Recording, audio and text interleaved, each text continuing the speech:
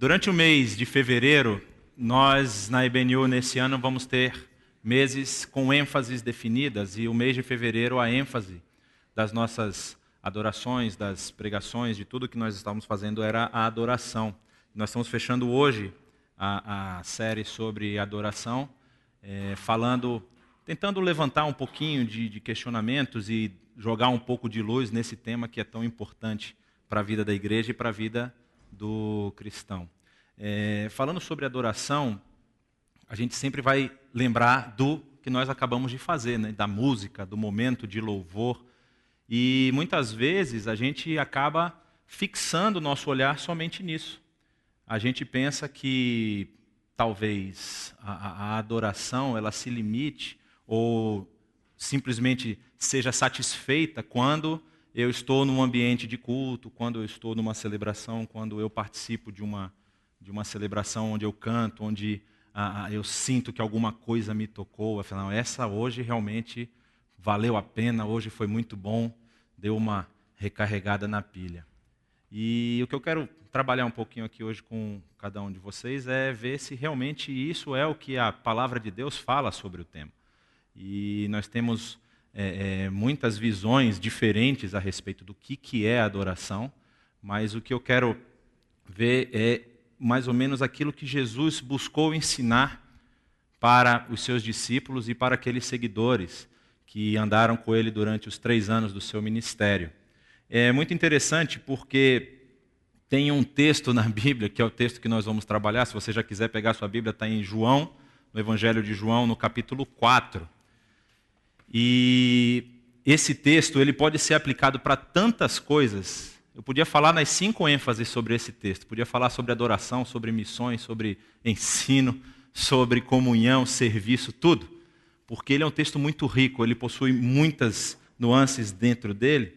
E eu queria trabalhar um pouquinho, vamos ver primeiro sobre o Evangelho de João. Às vezes é uma informação que você não conhecia ou você já ouviu e vai relembrar. O Evangelho de João, ele é o último dos 4 evangelhos a ser escrito. A autoria dele é muito pouco contestada, apesar de que no Evangelho não há dizendo assim, eu, João, escrevi esse Evangelho. Isso não está escrito no Evangelho de João, nenhum dos manuscritos, mas os pais da igreja, da geração posterior, eles atestam que realmente foi João quem escreveu esse Evangelho, também foi João quem escreveu as cartas e o Apocalipse. Sobre uma das cartas há uma questão de autoria que ainda é muito discutida nos ambientes acadêmicos, mas o Evangelho, com certeza, isso não tem muita contestação. E ele foi escrito provavelmente na cidade de Éfeso. Vocês lembram que o apóstolo Paulo, na sua 2ª viagem, ele passa em Éfeso e ele cria um grupo, uma igreja que se forma lá. E nos anos que seguem, tanto a morte de Paulo quanto a sequência da vida daquela comunidade, aquela cidade se transformou num centro muito grande de difusão do evangelho. Muitas igrejas que foram fundadas em outras cidades daquela região. Éfeso está na península da Anatólia, ali onde hoje é a Turquia, ficava no espaço chamado Ásia Menor, na subdivisão feita pelos romanos da Ásia Menor. Muitas igrejas que surgiram nas outras cidades, saíram dessa igreja de Éfeso, principalmente naquela região da península. E João se muda para Éfeso. Não se precisa muito a data de que ele vai morar em Éfeso, mas ele fica lá durante quase o seu final do ministério todo. A ilha de Patmos, que é a famosa ilha da revelação do Apocalipse, era uma ilha-prisão que ficava de frente a Éfeso, ficava muito próximo de Éfeso. Então, quando o imperador ele queria punir alguém, e principalmente na época que o cristianismo estava sendo contestado, ele mandava as pessoas para essa ilha. João foi mandado para essa ilha e lá ele tem a revelação do Apocalipse. E foi escrito esse evangelho provavelmente entre os anos 95 e 100 do 1º século da era cristã. E ele tem uma perspectiva um pouco diferente dos outros evangelhos. Os outros evangelhos são chamados de evangelhos sinóticos. Sinótico vem da palavra sinopse. Ou seja, eles estão contando uma história Eles não abrangem, não são exaustivos na história do ministério de Jesus, mas eles contam a história do ministério de um viés muito parecido. Por isso que eles possuem muito do que está em um dos evangelhos também está no outro. Eles bebem de uma fonte comum, que provavelmente foi o evangelho de Marcos. 98% do evangelho de Marcos está presente no evangelho de Mateus e de João.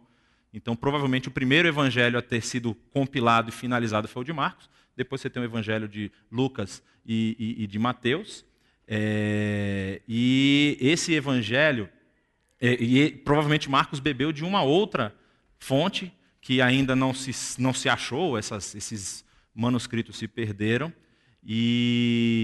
Mas você consegue ver que os 3 primeiros evangelhos, Mateus, Marcos e Lucas, eles têm... Até a sequência dos acontecimentos é um pouco parecida. O viés de Mateus é um, o viés de Lucas é outro, o viés de Marcos é outro. Mas eles contam mais basicamente as mesmas histórias e os mesmos acontecimentos. Já João, a perspectiva de João é um pouco diferente. E isso é importante entender por quê. A autoria dos 3 primeiros evangelhos, ela é datada depois da década de 60. No final da década de 50, no início da década de 60, talvez até o ano 65, eles começam a escrever esses 3 primeiros evangelhos.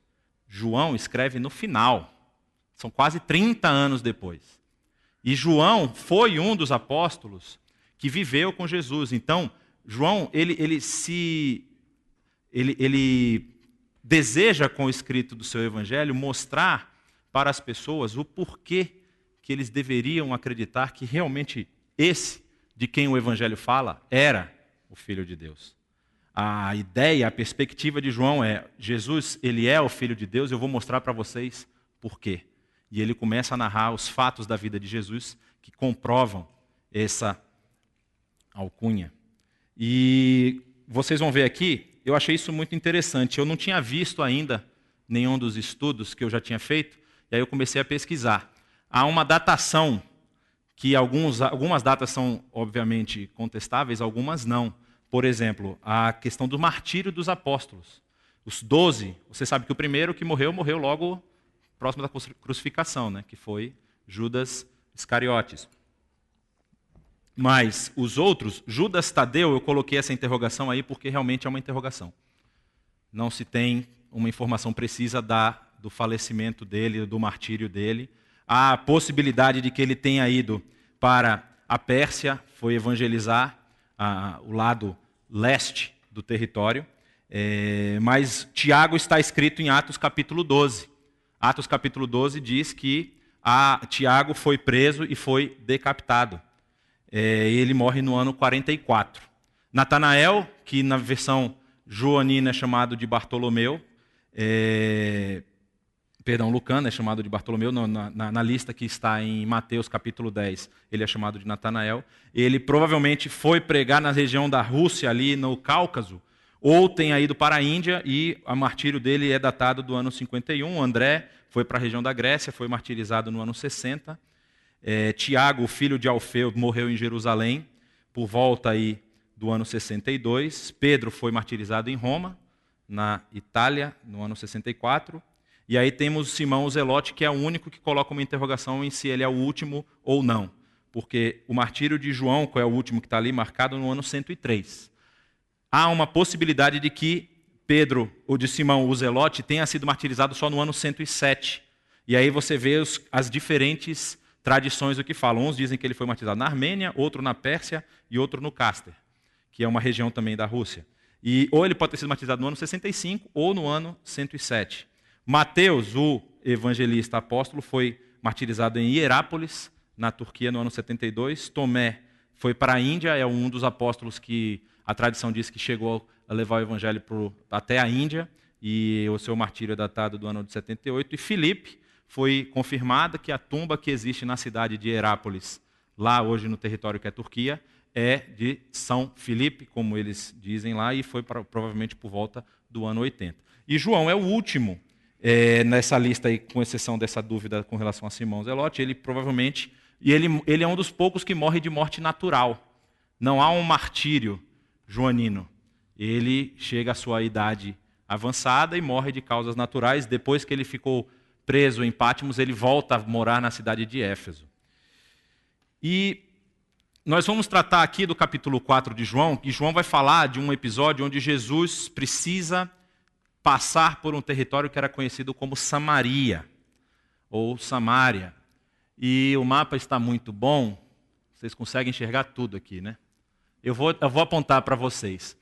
As origens dos problemas. Quando começa a rusga, a briga entre judeus e samaritanos. O próprio texto bíblico vai nos dar mais ou menos uma datação que é incontestável, mas eu vi um comentarista famoso do Antigo Testamento falar que pode ter começado porque você vê que tem um roxo aqui no meio e um amarelo em cima, é Manassés e Efraim. Manassés e Efraim são filhos de José. São os dois filhos que substituíram José na repartição da terra. Quando Israel, Jacó, começa a abençoar os seus filhos, ele abençoa Manassés e abençoa Efraim.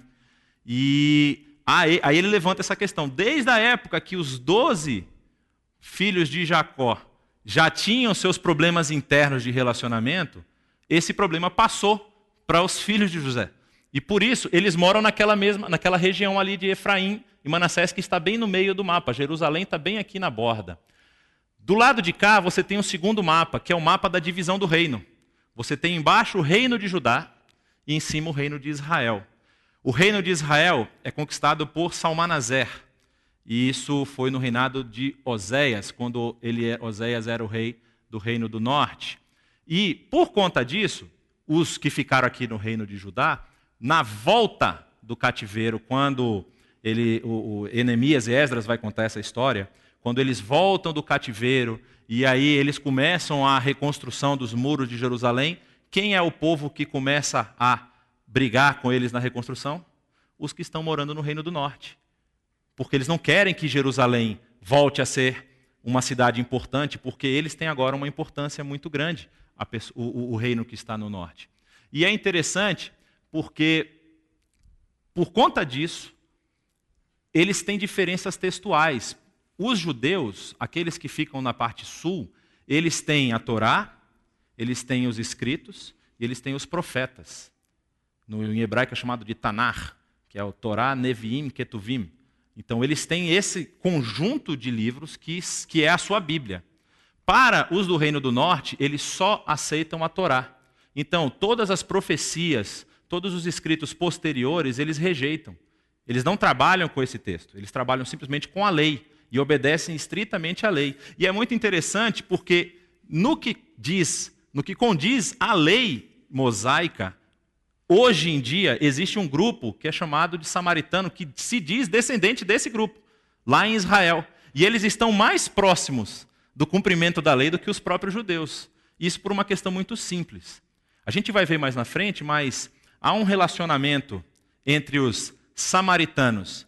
Quando o exército grego começa a invadir, vocês lembram que os persas dominam tudo, chegam lá, aí vem Leônidas e os seus 300, né? Você sabe que é uma história lendária, mas tudo bem. Aí eles começam a combater. Aí Alexandre consegue a unificação do povo grego, através da Macedônia e da Grécia. Então ele começa a trazer a Pérsia de volta. Quando os exércitos alexandrinos chegam nessa região, os samaritanos os recebem de braços abertos. Por favor, use a minha casa, pode usar a cozinha, fica à vontade. Isso para os judeus foi um problema. Porque quando há o que é chamado de o grande sacrilégio do período dos Macabeus, é quando o líder, o general grego que estava dominando essa parte, coloca uma estátua de Zeus dentro do templo de Jerusalém. Isso causa uma revolta tão grande nos judeus que eles começam a revolta dos Macabeus e começam a tomar de novo o poderio de toda essa região. Mas aí João vai contar a respeito desse encontro de Jesus com essa mulher de Samaria, que é conhecida muito por mulher samaritana. E no capítulo 4 diz o seguinte: os fariseus ouviram falar que Jesus estava fazendo e batizando mais discípulos do que João. João aqui, o João Batista. Embora não fosse Jesus quem batizasse, mas os seus discípulos. Quando o Senhor ficou sabendo disso, saiu da Judéia e voltou uma vez mais à Galiléia. Era-lhe necessário passar por Samaria. Assim, chegou uma cidade de Samaria chamada Sicar, perto das terras que Jacó dera a seu filho José. Havia ali o poço de Jacó. Jesus, cansado da viagem, sentou-se à beira do poço. Isso se deu por volta de meio-dia. Nisto veio uma mulher samaritana tirar água. Disse-lhe Jesus: dê-me um pouco de água. Os seus discípulos tinham ido comprar comida na cidade. A mulher samaritana lhe perguntou: como o Senhor, sendo judeu, pede a mim, uma samaritana, água para beber? Pois os judeus não se dão bem com os samaritanos. E essa é uma questão que vai ser muito importante para essa história e também para o decorrer do relacionamento entre os judeus e os povos que estavam na região. Os religiosos da época, você vê, os fariseus, eles viram que o nome de Jesus estava se propagando, estava ficando famoso, e ele já estava batizando mais pessoas do que o próprio João Batista batizava. E isso estava causando já um incômodo. Então Jesus, percebendo isso, sabendo que o seu ministério era muito mais extenso, ele precisava se colocar a caminho. Talvez, se ele tivesse ficado lá na mesma região onde João estava batizando as pessoas, ele viesse a receber uma confrontação mais rápido. E aí Jesus, sabiamente, volta para a região norte, para a região da Galileia. Mas a questão aqui religiosa com relação aos samaritanos é muito importante. Como eu mencionei, a questão da rivalidade nos tempos de Alexandre tem um elemento muito importante aqui para você entender essa rivalidade. Por conta desse relacionamento com o exército alexandrino, os samaritanos eles receberam vamos dizer assim, um benefício. Que benefício? Eles tiveram a oportunidade de construir o seu próprio templo no Monte Gerizim. Vocês lembram que o templo ficava em Jerusalém, no Monte Sião? Mas os samaritanos, desde a época em que os reinos estavam divididos, já tinham outros locais de adoração. Na verdade, era o Reino do Norte que tinha isso. Você tinha um local em Dan e outro em Betel. E, nesse período, eles recebem essa permissão e recebem ajuda para construir um templo em Gerizim. E isso significava um processo, uma organização religiosa, essa era a palavra, uma organização religiosa concorrente com a organização religiosa que já havia em Jerusalém. Em Jerusalém já havia os cultos, já havia o sacerdócio, já havia tudo isso, mas agora você tem uma concorrência. E a concorrência está lá no Monte Gerizim.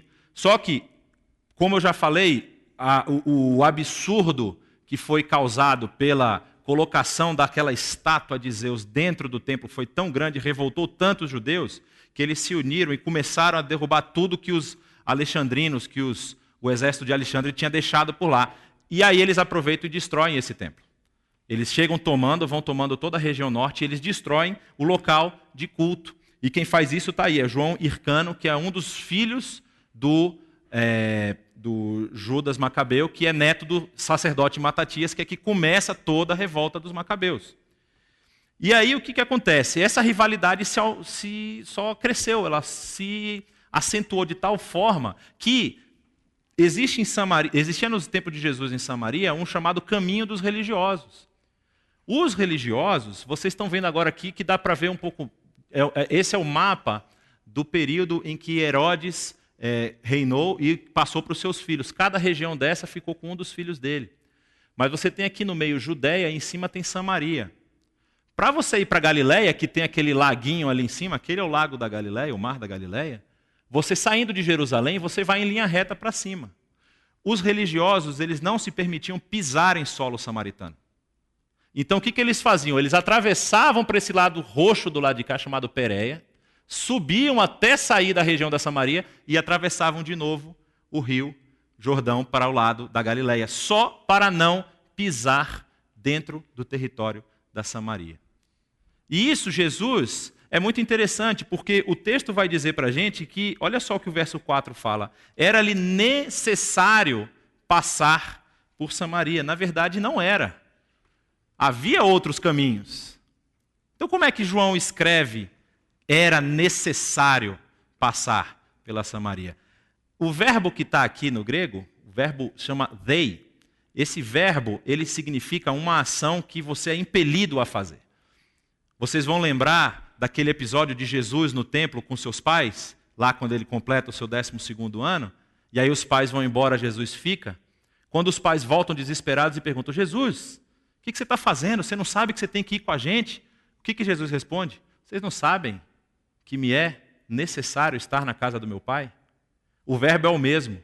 Então essa necessidade, ela não é uma necessidade simplesmente estratégica por conta da viagem, ela é uma necessidade até espiritual. Jesus sabia o que ele tinha que fazer ali na Samaria.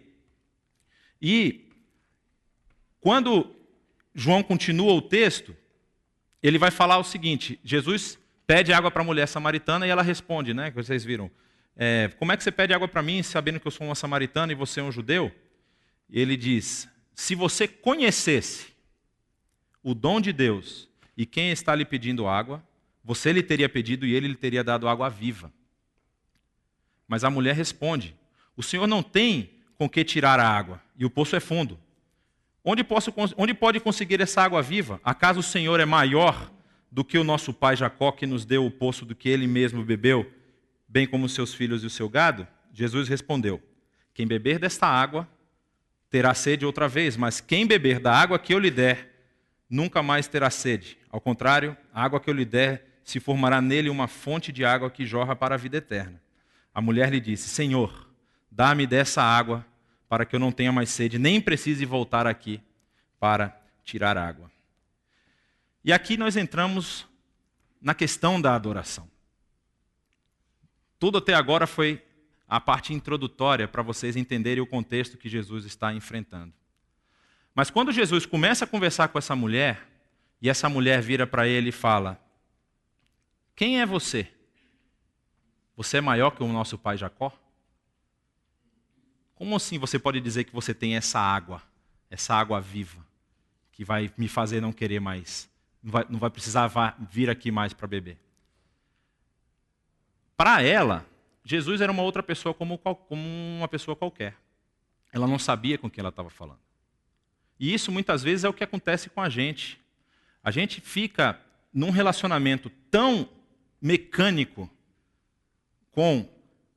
não só com Deus, mas com Jesus, Cristo, que nós passamos a vida e não percebemos com quem nós estamos lidando. Nós faltamos muito conhecimento das coisas do alto, do poder que vem do alto. Para essa mulher, Jesus provavelmente estava falando uma coisa que ela não tinha nem conhecimento. O que é essa questão dessa água da vida? Nós temos aqui na nossa tradição, o maior de todos foi o nosso pai Jacó que nos deu esse poço. Você quer dizer que você é maior que ele? Quem é você para falar isso? Muitas vezes a gente fica nessa discussão com Jesus. Mas eu estou enfrentando uma situação que é uma situação que eu já fiz todo o esforço. Será que você realmente tem esse poder para me libertar desse problema que eu estou enfrentando? E isso acontece, muitas vezes, inconscientemente. Por quê? Porque nos falta o hábito de buscar as coisas do alto. Nós, muitas vezes, passamos buscando os elementos da nossa subsistência. Nós passamos a vida correndo atrás das coisas, correndo atrás daquilo que vai colocar comida na nossa mesa, e não percebemos quem é que dá a comida que a gente coloca na mesa. E a gente passa a vida inteira correndo atrás de coisas que são e que vão perecer. São perecíveis e que vão perecer. Isso é muito sério e muito importante, porque o que a adoração tem a ver com isso? Vocês vão ver que quando nós temos um relacionamento com Deus que é superficial, nós damos ao poder da adoração, e aí a adoração não como o conceito em si, mas aquele momento em que eu vou lá para a igreja, que eu canto um monte de música, que eu oro e tudo. Aquilo vira uma forma de recarregar as baterias. Eu preciso ir na igreja, porque lá eu vou recarregar minhas baterias para a próxima semana. E às vezes você tem um encontro numa situação como essa, você vê, era uma situação cotidiana. A mulher foi lá tirar água do poço. Diz aqui no verso 6 que isso se deu por volta do meio-dia. E aqui tem mais uma informação importante. Por que essa mulher estava indo ao meio-dia tirar água do poço? O costume era que as mulheres, que eram as responsáveis por fazer isso na cultura judaica, e na cultura também da região, não na só cultura judaica, na cultura do Oriente Médio, era que elas fossem em grupo, elas fossem juntas, e uma talvez ajudasse a outra. Essa mulher estava indo sozinha. Ela estava enfrentando alguma questão, e Jesus vai apontar isso para ela na frente, e ela precisava se blindar dos relacionamentos da sua própria comunidade. Então, eu vou fazer o que eu tenho que fazer, porque eu tenho que fazer, mas eu não quero que ninguém se meta. E aí ela tem um encontro que pode mudar a vida dela, e ela não percebe. E muitas vezes a gente passa por isso, a gente tem as nossas dificuldades, os nossos problemas, mas a gente não quer que ninguém saiba. E a gente esconde. E aí eu vou para a igreja, e eu canto, e eu louvo, e eu oro, e eu fico de joelho, e eu saio renovado. Mas na segunda-feira eu preciso enfrentar aquilo lá de novo. E muitas vezes a gente não percebe que há um caminho alternativo. Jesus apresenta esse caminho para ela, e ela, não, mas você é maior que Jacó? Aí Jesus vai se apresentar. No final aqui ela diz, Senhor, dê-me dessa água para que eu não tenha mais sede, nem precise voltar aqui. É a lei do menor esforço. Então a gente está fazendo as coisas, mas tudo que exige um comprometimento ou um esforço maior, eu quero colocar de lado. Não, eu quero fácil. Ah, mas você precisa se comprometer a fazer. Não, então isso não é para mim. Eu preciso de uma coisa mais prática. Eu preciso que você resolva meu problema agora. Eu não quero saber se vai demorar para resolver o problema. Eu não quero saber se eu vou ter que me humilhar e voltar nos meus caminhos. Eu quero a solução agora. O texto continua. Jesus disse, vá, chame o seu marido e volte. Não tenho marido, respondeu ela. Disse-lhe Jesus, você falou corretamente dizendo que não tem marido. O fato é que você já teve 5. E o homem com quem agora vive não é o seu marido. O que você acabou de dizer é verdade. Quando nós falamos da questão de você ter conhecimento das coisas do alto, é bem óbvio, bem claro que a gente está falando. Você precisa ler a Bíblia. Você precisa ter relacionamento com Deus. Você precisa tirar um tempo na sua rotina diária para passar com Deus, para dedicar aquele dia a Deus. Nada do que está aqui é por acaso. É muito interessante quando você olha aqui, Jesus diz, você falou corretamente dizendo que não tem marido. O fato é que você já teve 5.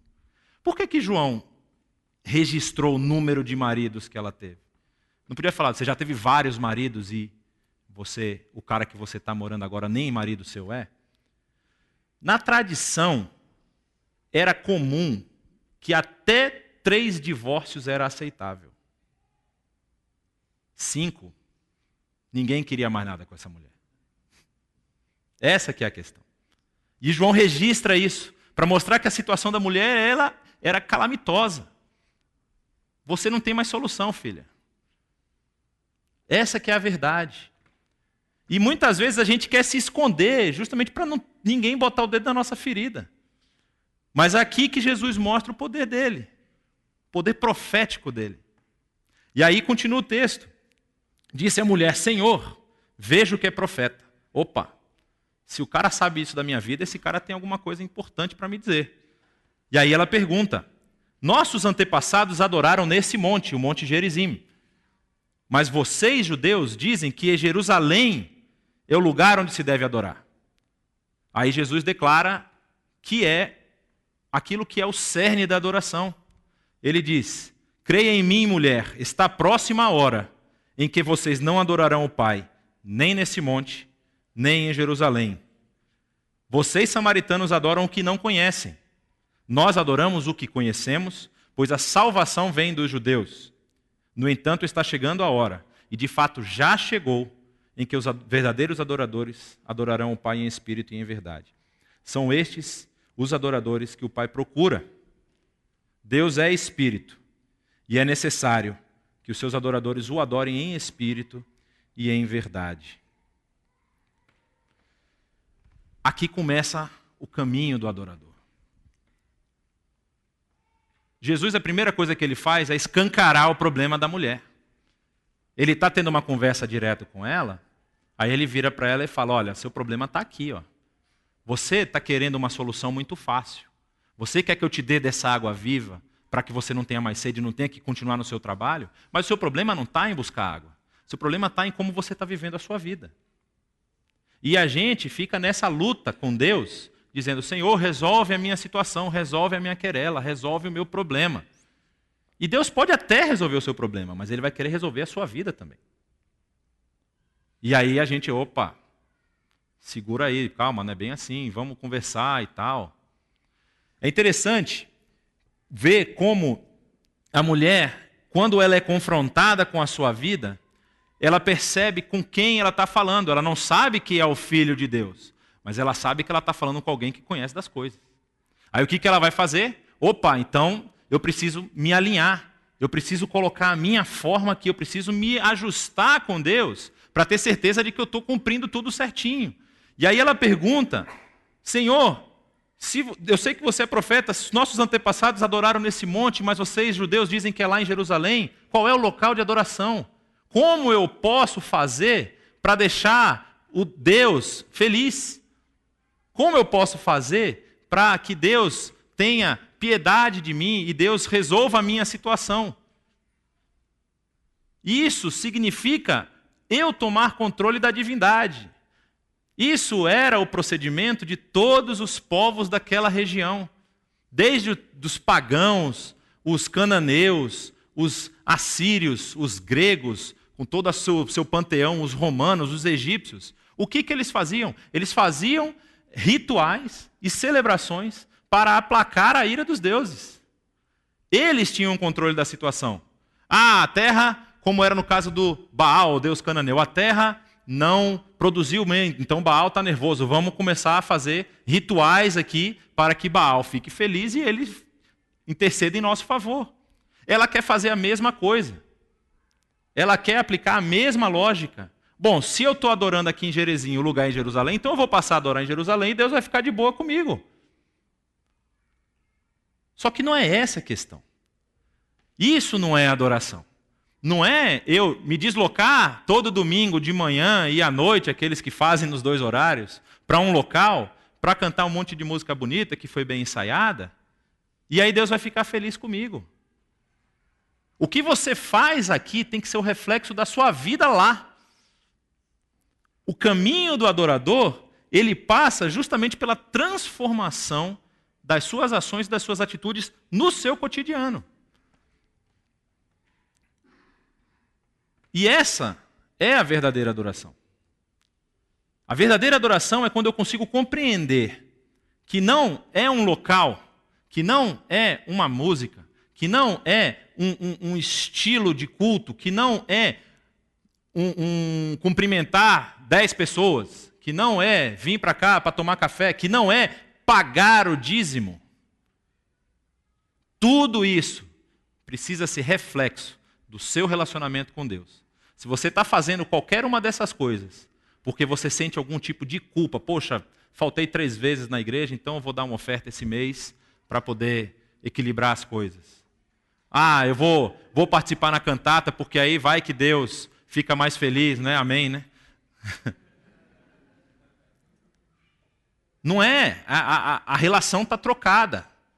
O que Jesus apresenta para essa mulher é, você está vendo o que eu estou mostrando da sua vida?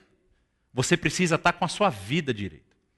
Quando você está com a sua vida direito, você é transformado e você transforma.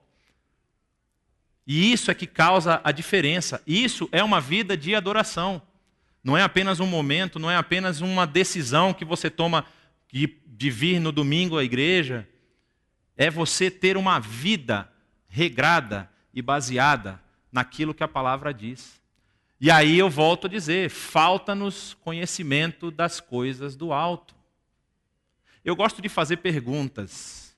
Eu vou fazer uma aqui que é bastante intrigante. Você não precisa levantar a sua mão se você não quiser. Quem aqui já leu a Bíblia toda? Tem bastante mão baixa. É o básico. Como você quer conhecer o Deus que você adora sem estudar a sua palavra? Eu não estou falando que você tem que ler para amanhã, não. Faz um plano de leitura de 1 ano, de 2 anos. Tem tanto plano na internet que é só você digitar no Google plano de leitura da Bíblia, vai surgir uns 50. E vai surgir até agora os temáticos. Tem plano de leitura para preparação para a Páscoa está chegando aí. Plano de leitura para o Natal. Aí você lê textos que são pensados, que fazem você pensar e lembrar daquelas situações.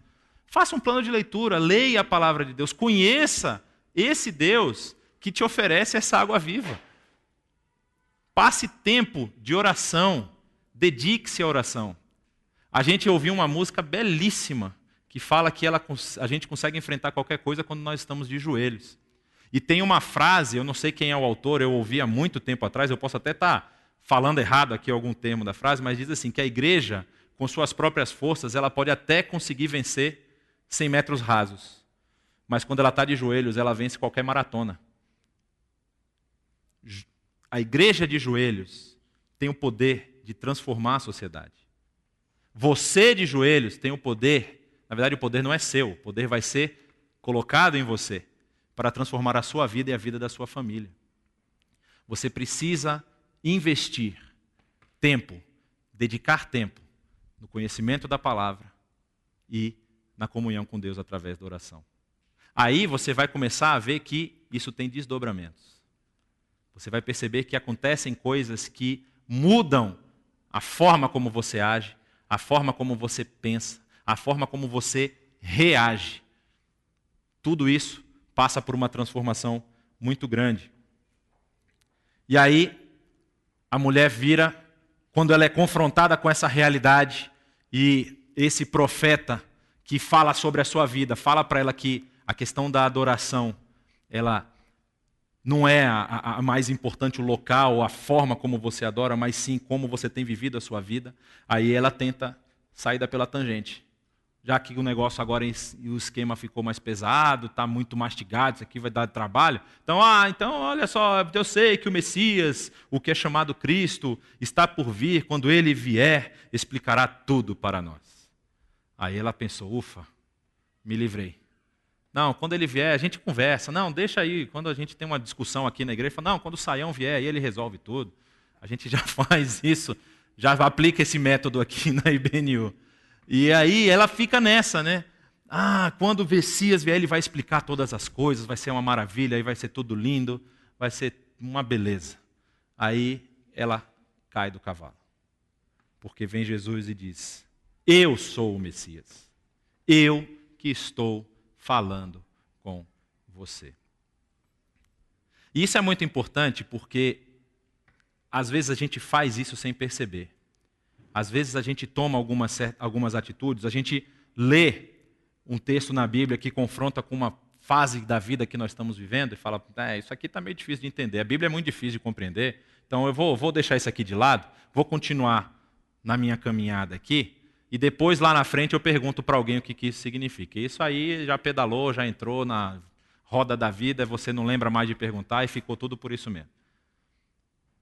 Mas assim, quando você é confrontado com alguma coisa pela palavra ou pelo convívio, você tem que buscar, você tem que correr atrás.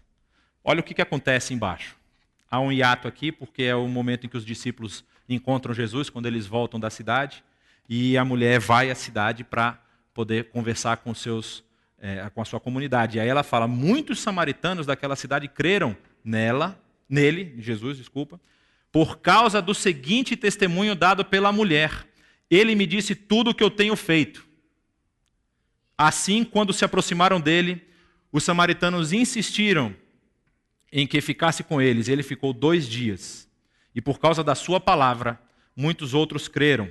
E disseram à mulher, agora nós cremos, não somente por causa do que você nos disse, pois nós mesmos o ouvimos e sabemos que este é realmente o Salvador do mundo. Então, quando nós tomamos o caminho do adorador e reconhecemos o senhorio de Cristo sobre a nossa vida, o que isso causa na gente? Isso traz a compreensão da nossa situação. A mulher não tinha mais para onde fugir. E você talvez não tenha mais para onde fugir. Você está sendo confrontado e tem alguma coisa na sua vida que você precisa resolver, e você tem na sua frente aquele que tem o poder de resolver todas as coisas. Mas é interessante a gente perceber algumas coisas, algumas nuances no texto, porque quando a mulher é confrontada e Jesus fala para ela que você tem já teve 5 maridos, o homem que você está morando agora nem marido seu é. Quando ela é confrontada com isso, você vê que ela rompe com todo tipo de orgulho e sentimento de autopreservação quando ela vai na sua comunidade e ela precisa falar com o pessoal: olha, eu encontrei um cara lá que está dizendo tudo de errado que eu estou fazendo. Ela precisa vencer isso. Então isso traz exatamente a compreensão de como nós estamos, a situação em que nós estamos. E a situação em que nós estávamos quando nós não tínhamos a salvação em Cristo. O problema é, uma vez que eu entendo que eu recebi essa salvação, uma vez que eu entendo esse processo, eu preciso caminhar para consertar as coisas. E não simplesmente ficar, não, eu já entendi, realmente, eu estou fazendo tudo errado, mas Jesus é Salvador e no final dos tempos Ele vai me resgatar. Não. É uma caminhada. A adoração, ela é um movimento. Ela não é algo estático. Você precisa caminhar para cada vez se tornar um melhor adorador. A segunda coisa, ela transforma a forma como eu encaro os meus problemas. A mulher não queria mais saber se ela ia ter que voltar 15 vezes para tirar água. Ela precisava chamar o pessoal para conhecer aquele que podia transformar a vida dela. E ela rompe com todo tipo de orgulho. Ela vai lá, traz o pessoal, e o que eu acho interessante é uma palavra de uma mulher, nesse contexto, não era algo que era muito levado em conta. Eu sei que as coisas mudaram nesses 2000 anos. Amém?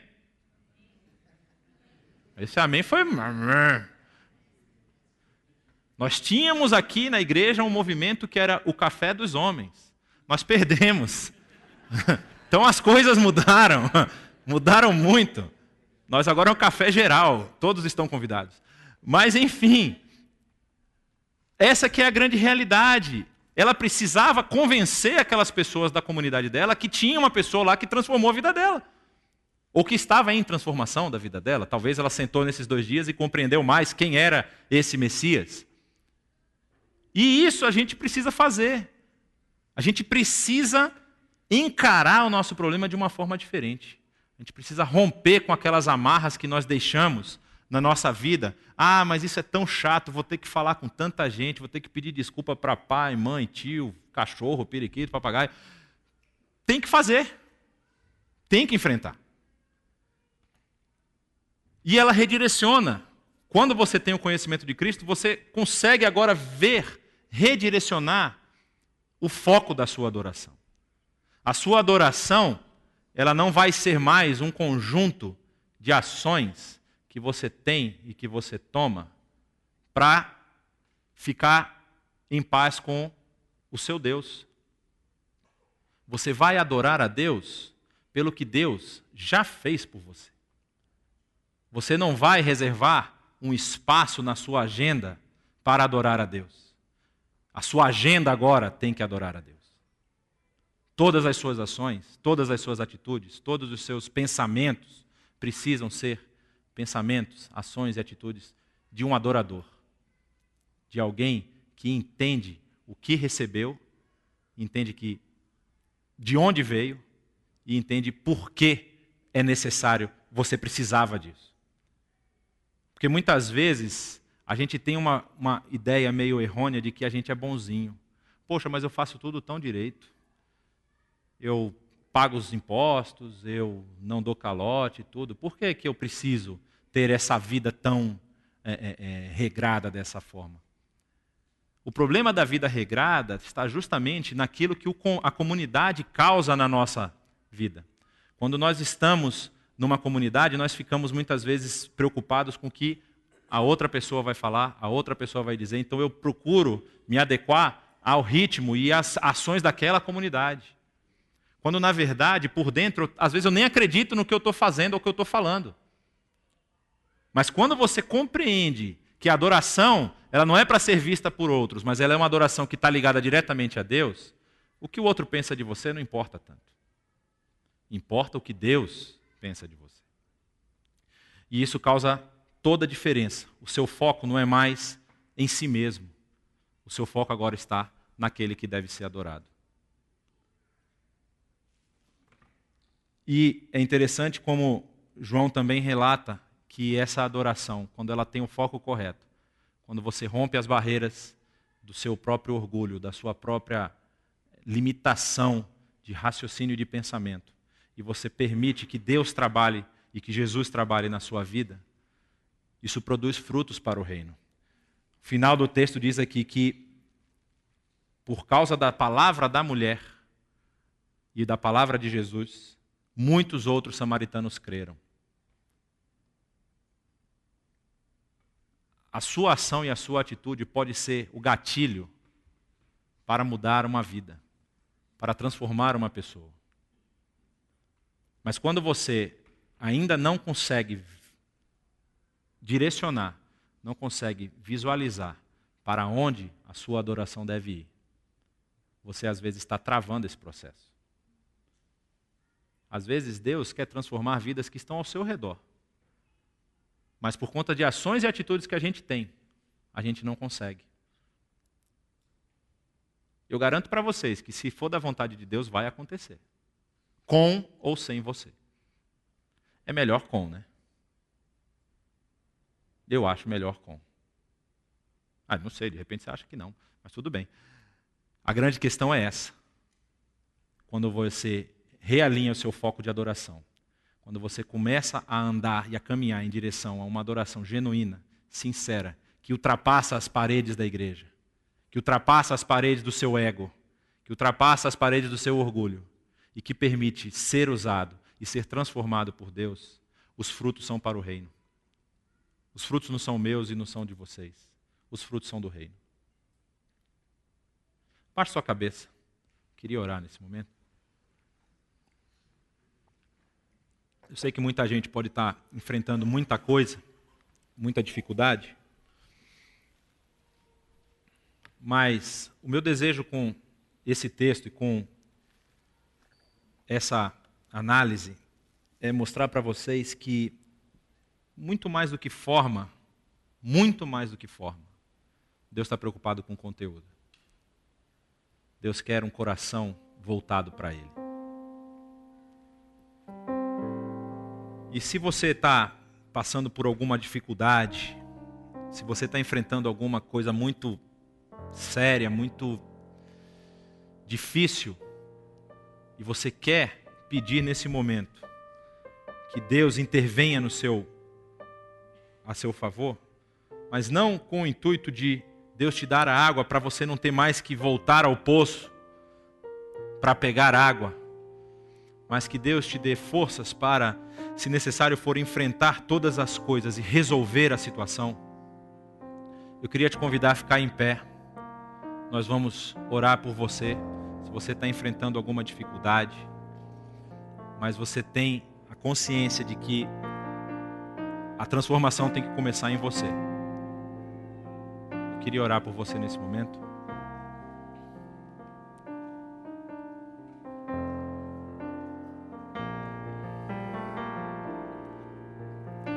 Vamos orar. Pai, nós te agradecemos por essa manhã, te agradecemos pela comunhão, pelo convívio, pelas amizades que nós desenvolvemos aqui, pela oportunidade, ó Pai, que muitas e muitas pessoas ao redor desse planeta não têm de separar um espaço na agenda para poder vir a um lugar e cantar louvores, adorar o Teu nome. Mas, Senhor, nós queremos que a transformação causada pelos louvores, ela não seja uma transformação externa, uma transformação de aparência, mas que nós possamos ter a consciência, Senhor, de que o verdadeiro adorador, que a adoração ela se faz em espírito e em verdade. Não é apenas no momento de culto, não é apenas no momento em que nós estamos na igreja, mas em cada momento das nossas vidas nós precisamos ter atitudes que nos coloquem mais próximos de Ti, que nos tragam mais perto de Ti e que nos transforme para que nós possamos ser cada dia mais parecidos com Jesus Cristo. Nós te pedimos por essas vidas que estão aqui agora em pé, Senhor. Tu sabes cada problema que cada um está enfrentando, Pai, e nós te pedimos no nome de Jesus que se tem algum problema de saúde, algum problema de emprego, algum problema de relacionamento, que o Teu Espírito, a Tua mão aqui, ó Pai, possa nos guiar, possa transformar a nossa vida, possa nos transformar para que nós sejamos também agentes de transformação, para que nós possamos fazer parte da solução, ó Pai, e não apenas receber algo que daqui a pouco nós vamos precisar de novo. Nós queremos ser transformados pelo Teu Espírito, para que através de nós flua esse rio de água viva e inunde a vida de outras pessoas. Ó Pai, então nós te pedimos pela questão de que cada uma pessoa aqui está levantando, confiados no Teu poder, nós sabemos que o Senhor é o médico dos médicos, que o Senhor é o Senhor dos senhores e que pode resolver todas as coisas. Nós te agradecemos e nós já queremos receber a paz que excede a todo entendimento, porque nós estamos depositando nos Teus pés toda a nossa ansiedade, todas as nossas preocupações. E nós fazemos isso agradecidos e orando no nome do Teu Filho amado, Jesus. Amém.